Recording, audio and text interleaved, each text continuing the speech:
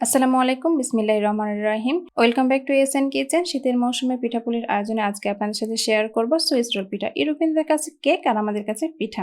তবে একটা রিকোয়েস্ট করব, যারা তিল, গুড় আর নারিকেলের কম্বিনেশনে একবার ট্রাই করেননি তারা একবার হলেও ট্রাই করে দেখবেন। আমি নিশ্চিত যে ইনশাল্লাহ আপনারা এই পিঠার প্রেমে পড়ে যাবেন।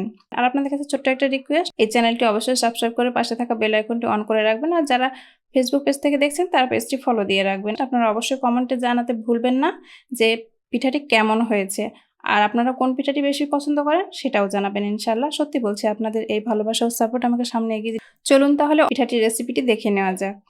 লাগছে 1 কাপ খেজুরের গুড়, লাগছে 2 কাপ কোরানো নারকেল,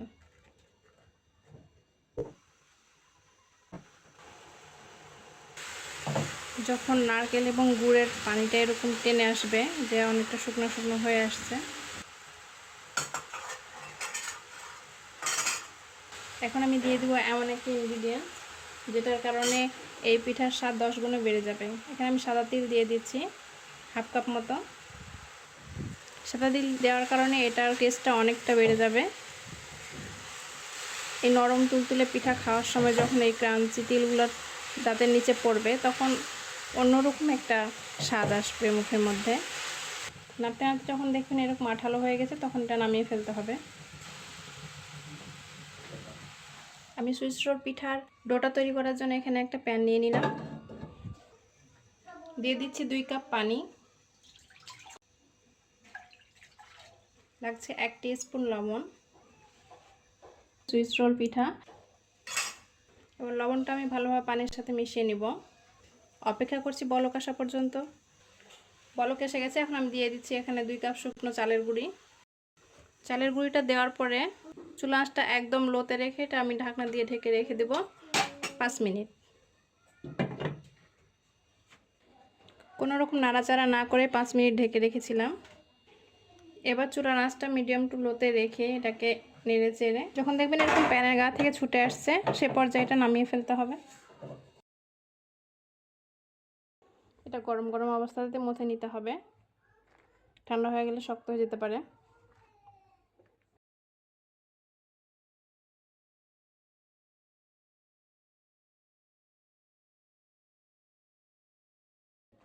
আমি ভালোভাবে মথে নিয়েছি, মথে 2টি অংশে ভাগ করে নিয়েছি। এবার ভেজা পাতলা সুতি কাপড় দিয়ে এটা আমি ঢেকে রেখে দিচ্ছি।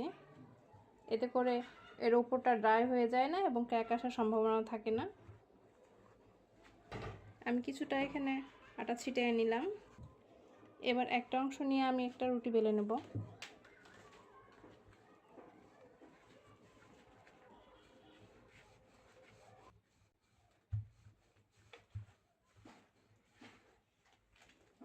যাতে শীট তৈরিতে সুবিধা হয়। এখন আমি 4-5টা একটু এভাবে কেটে নিচ্ছি। আমি কাটা অংশগুলো পরবর্তীতে ব্যবহার করে নেব। আমার একটা শীট তৈরি হয়ে গেছে, আমি দেখিয়ে দিচ্ছি এর থিকনেসটা কেমন হবে। ঠিক এরকম হবে। এখন গুড় নারকেলের যে আমি মিশ্রণটা বানিয়ে রেখেছিলাম সেটা এর মধ্যে দিয়ে দিচ্ছি। আমি এটাই বলবো, যারা গুড় নারকেলের সাথে সাদা তিলটা ইউজ করেননি তারা একবার হলে ইউজ করে দেখবেন, তাহলে আমি নিশ্চিত যে এর প্রেমে পড়ে যাবেন। এটা খেতে এতটাই অসাধারণ লাগে। আমি একটু হাত দিয়ে এটা প্রেস করে দিচ্ছি। সেট করা হয়ে গেছে। এবার এক সাইড থেকে আমি এরকম করে এটা মরিয়ে দেব। আমি এদিকে সামনের অংশ একটু ফাঁকা রেখেছি, যেন সুইচ রোলটা রোল করার সময় ফিলিংটা সামনে এসে এটা অসুবিধা না পড়ে, এই জন্যে। কারণ এটা রোল করতে গিয়ে ফিলিংটা অনেক সময় সামনে চলে যায়।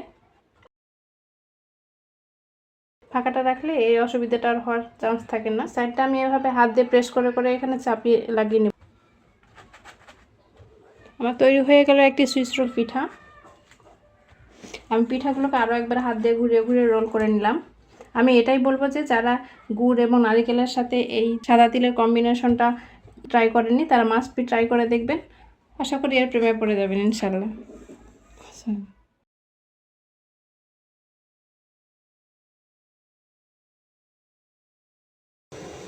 এখানে আমি একটা পাতলা সুতি কাপড় নিয়ে নিয়েছি এবং এর মধ্যে রোলগুলো দিয়ে আমি স্টিম করে নেব ঘড়ি ধরে 10 মিনিট।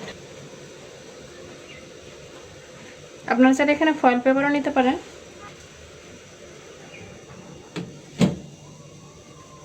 ফিরে আসছি 10 মিনিট পর।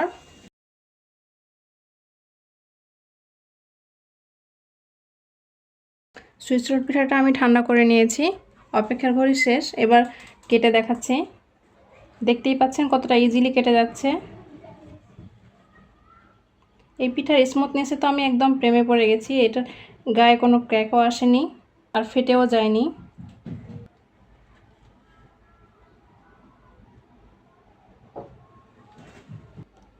তৈরি হয়ে গেল দারুণ স্বাদের সুইচ রোল পিঠা। দেখতেই পাচ্ছেন পিঠার গায়ে কোনো ক্র্যাক আসেনি এবং ভেঙেও যায়নি। ইউরোপিয়ান দেশের লোকদের কাছে কেক আর আমাদের কাছে পিঠা। আমি আপনাদের একটি পিঠা ভেঙে দেখাচ্ছি।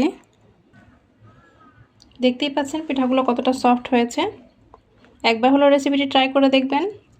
আর যদি ভিডিওটি ভালো লাগে তবে লাইক কমেন্ট শেয়ার করে পাশেই থাকবেন। সেই সাথে চ্যানেলটি সাবস্ক্রাইব করে রাখবেন ইনশাআল্লাহ। যারা ফেসবুকে ভালো থাকবেন, সুস্থ থাকবেন। আল্লাহ হাফেজ।